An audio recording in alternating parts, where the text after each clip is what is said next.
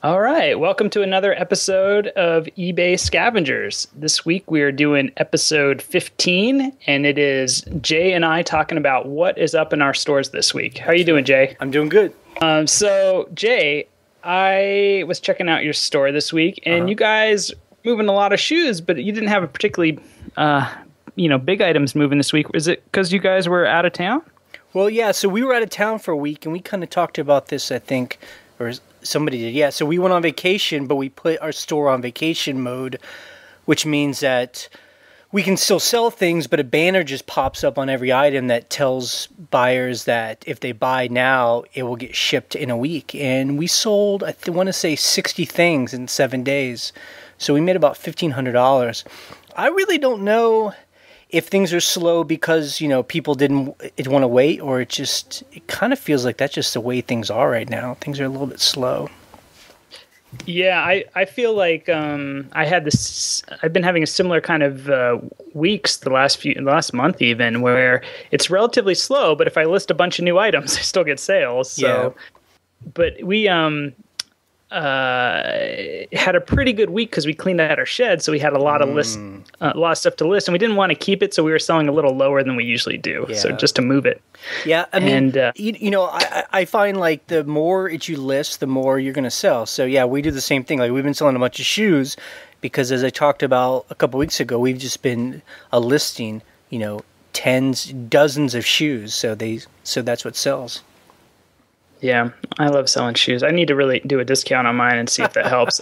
In fact, this week I tried doing a discount, a 20% off, and I don't think you usually do sales, right? You're not too into that. Sales don't work. I think I don't think there are people out there that are watching an item and they're like, if this was just a little bit cheaper, I'd buy it. Because we have make me an offer. So if someone wants a sale on it, then they just got to make an offer, Yeah, I agree with you. I tried it this week just to see, because we bought a car a few weeks ago, and now we're kind of cash poor because we dumped all this money in a car, and we could use a little more to save up for our next vacation. So I was like, well, let me try to move some stuff fast. Right. So I took our top 100 items, our most expensive 100 items in our store. You can kind of sort by that on your eBay page. Right. And I did 20% off on the top 100 items. I think what I've always thought, although we haven't done, is I guess instead of a sale, if you did free shipping on that stuff, that might flip people, but I don't know. Yeah, it might. And I'd be willing to try that, but I have to say from the 20% off, I sold like 2 things out of that top 100 item list. I think they would have sold anyway,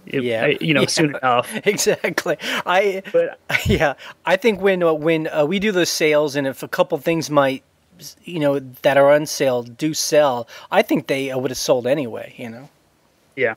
Yeah, I agree. So I think the thing for me to realize is just, you can't force a sale. Right.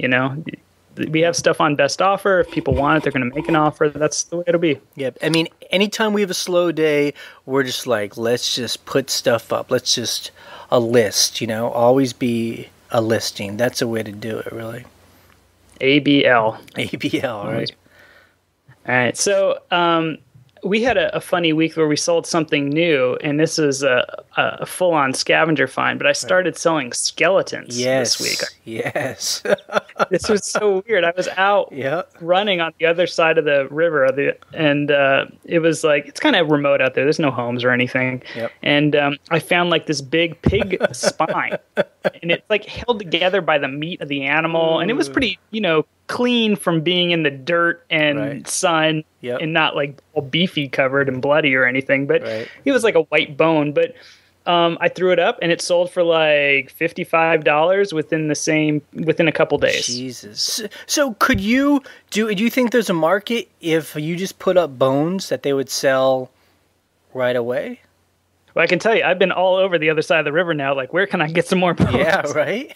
I think there's an artist market where people are scavenging, or artists are looking through eBay trying to find bones to add to their art pieces, because it's intense. It adds a real intensity seeing this like live, real skull. Right. I mean, because, it sounds like a simple thing, but if you live in... It's Manhattan, where are you going to find an animal skull? Like, it's just not a possible thing, so... And even where I am, like I'm out in this remote area, they're not that easy to find. Right. You have to sort of come across a place where animals are leaving all their leftovers. And so have you thought about like just going down the road and picking up all the roadkill and then taking it home and drying it out and, you know? Yeah, I am not going to do that. That would be some hardcore scavenger shit going on. There's a big difference of bending over and picking something up, taking a photo, and like bringing home a dead animal. Right, and you know, and that ties into what we were talking about a while ago. Was you can sell or people buy like hornets, nests and wasp nests, which I do see, although they are a little hard to find the real big ones, and then you have to actually have to try and kill, I guess, all the hornets and wasps. So it'd be a job. And they abandoned them too, so you might be able to find one that's not true, but being occupied. I was going to mention we actually sold a really expensive item this week, and I was kind of psyched to sell it. It's a little desk fan. It sold for about $120. And it was tiny. It's like it fits in the palm of your hand, tiny. Yep. And it's like a designer fan. And I thought, like, hey, this is a great little sale, you know. And then the customer got it in like 2 or 3 days, so real fast, and was instantly like, "This isn't as described. I want to return, or you can give me half my money back, and I'll keep it." And it was like, oh no, we just got the worst customer. Yep. I know. We just had to deal with some people that, you know, sent some stuff back, and it seems like we get about a 3 to 4% every month of people that just send stuff back. Not because we've done anything wrong, they just don't like it. So we sell, you know, 200 things a month, so that could be up to, you know, 8 to 10 things a month, and it just sucks, you know. It just and plus it seems to all come at one time. So like one day we'll get like 4 or 5 things, and we have to return a couple $100. It's no fun. Yeah, it's no fun. But anyway, so that's kind of getting resolved. At least it's been like an amiable discussion. But it always bothers me when the customer says, "I'm so unhappy with this item, but if you give me half off, I'll keep it." Yeah, I mean, if I feel people are being kind of stingy like that, I will eat it. I'll say, just mail it back to me, and I'll just sell it. Yeah, that's what I said. I just don't want them to. I don't want them to feel like they got over on me, you know. So. Yeah, well, I don't want to take that kind of loss anyway. It's a good item. Yeah. Now, real quick. So, you know, you guys are going on vacation, and you talked about that. But, you know, so we just came back from like a week. It's kind of a vacation. It's more just like, you know, my partner going to check out her family. But, you know, we quote unquote worked the whole time. I mean, we were hitting thrift stores all the way down there. Even when we were where, you know, her family was, I went online and found a place to go and buy stuff too, you know. So it was great, you know. It was, and we came back with a carload full of stuff. Did you mail stuff back as well, or is just what fit in the car? Yeah, we only bought stuff that fit in the car. I mean, we were only there for a week. Definitely, if we were there for 2 or 3 weeks, we would have been mailing boxes back. But the cool thing was, I bet we spent about $200 for a carload of stuff. And, you know, it's a lot of work to go through it and photograph it and put it up. But we'll probably make $2,000 or $3,000, you know? Probably. Now, how much of your vacation did you spend, like, at the thrift store? Like, was that like an hour a day, or was it a lot? Yeah, no, it was like, we didn't go every single day. But there were a couple days where, you know, we did spend a significant amount of the day going to thrift stores, because really, I don't know about you, but I'm just that kind of guy. Like, we were down in Florida. I'm not the kind of guy that likes to just sit on a beach and get sunburned. That's not really my thing. So I had fun, you know. It's like a whole new town, whole new thrift stores, you know. It was fun. Yeah, that's. I mean, we have a vacation coming up, and that's really our plan, is to do the equivalent, just to go to thrift stores and yard sales and sort of rack it up. Now, did you hit any yard sales when you were on vacation? We tried to hit yard sales, but it was raining on the days, like on Saturday. So, I mean, you know, Wendy talked about that last week, where the cool thing about it is that it kind of opens up a new part of a city that we would never have been to if we weren't doing this. You know, you kind of go into the kind of skankier parts of town, or you kind of get to explore some scavenging, hunting, you know. Yeah, that's what I like in particular about the yard sale is that you go and you're in with the locals and people chit chat. I find yard sales are a little more social than thrift stores tend to be, although thrift stores are certainly more social than big box commercial stores. So, but yeah, you're kind of really connecting in a deeper way to the place you're visiting. I mean, I don't know if it's common where you guys are. It's not where we are, but in Florida, they had a lot of these like.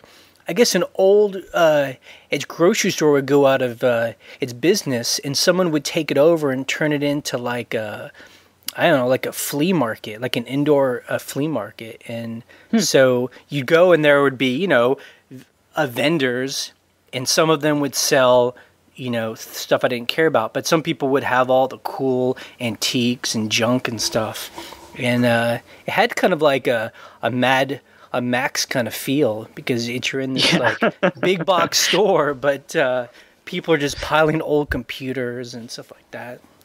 It's weird. It's like you found Barter Town. Yeah, right. But I mean, but then at the same time, there's but then half of them are the people who are selling like incense and jewelry, just that cheap stuff that they buy in bulk from like China, and like socks, like brand new pairs of socks. It's very weird to me when people sell stuff that you can just buy at the dollar store, It's like... Yeah.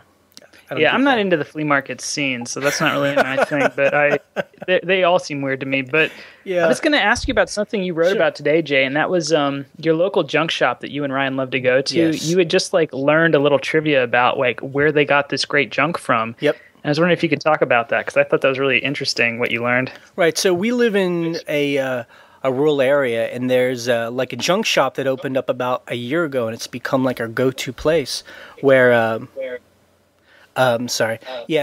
so she every week has all this brand new stuff, and it's so awesome, and she just sells it for cheap. And we found out that these two guys do these estates that they buy up, and they sell the estate stuff, and the stuff that is left over they just give to her to just junk, to sell for cheap. And now, do you have a name for people that just buy out houses? It's called cleaning out houses or something. There's no TV show on this. Right. I know. I was trying to do some research of it's what they're called, and they're just called this company is these two guys. They just say they'll come and they'll help you get rid of an estate. So, it's normally someone's mom dies or something, and the kids are like, we don't know what to do. It's with all this stuff. And then they'll go in and set up a sale, and, everyone from the neighborhood comes in and buys up it's most of that stuff. And then I guess the stuff that isn't bought is what gets shipped out here to our town, and we buy it. I've seen that same phenomenon everywhere. Every city I visited, where in yard sales, I see the people who are cleaning out the houses and having the yard sale, and even accepting credit cards, and it really changes what the yard sale scene's like too. When they're doing that. Yeah, I think it's one step beyond a yard sale. I mean, these guys do it for a living, so they do credit cards and checks and all that stuff. So. Mm-hmm. Yeah, I have no terminology around this, but I feel like that needs to be. I mean, it is a form of estate sale, but it seems like it's even more particular, where they start parting it out, where parts go to eBay and other parts go to auction, and some things go to their stores.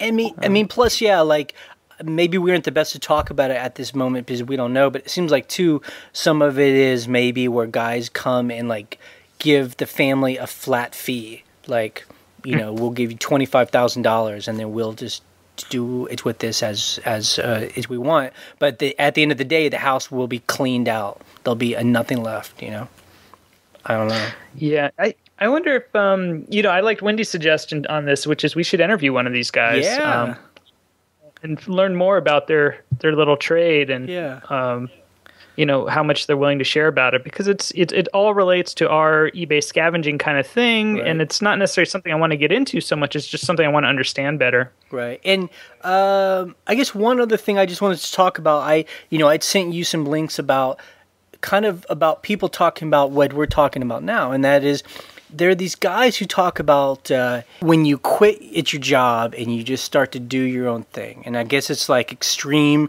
retirement is what they call it, And it's really interesting that, there's these little subcultures of people trying to figure out a way to just quit their jobs and just to do it's what they want. And a big part of it is what we talk about.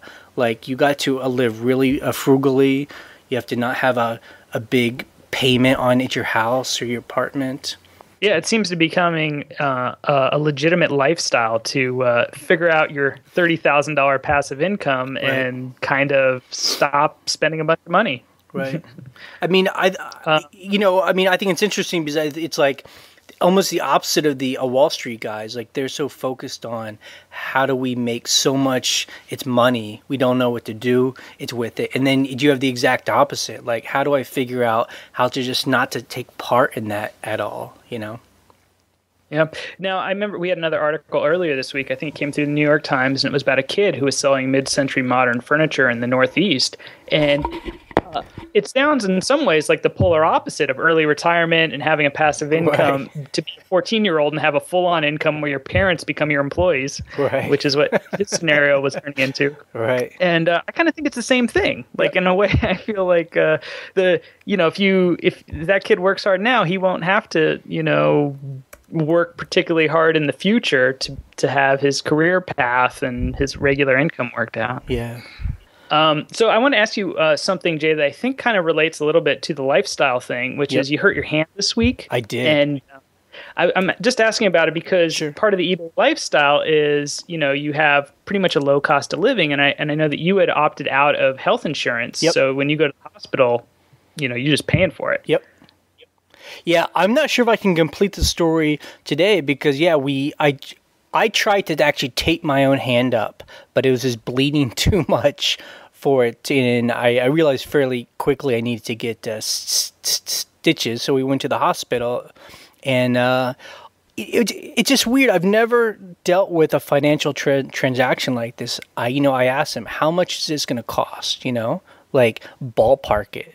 How much is the hourly rate, or is there like a service? They just couldn't tell me. And so, they made me sign some contracts without me even knowing how much it was going to cost. And then it's been 2 weeks now, and we've called a couple times, and they still can't give us a price. They said they're going to mail us a bill. So I actually have to go back tonight because a couple of my stitches kind of got pulled out, so I have to get them just checked out, or else I wouldn't go back. So, but I don't know what I'm in for. Is it $500? Is it $5,000? I mean, the reason why we opted out of health insurance is because with the kind of health insurance we could afford, we would have to be paying so much out of pocket anyway. I'd be paying for this anyway, so I might as well do it. Yeah. So I was curious, how'd you cut your hand? I was just putting something away at home, and a piece of a glass broke and just sliced my hand in just like a split second. I looked down and I can see the inside of it's my hand. It was like it was a very bad feeling to see that. Mainly, save that piece of glass. It might just be worth $2,000. Yeah.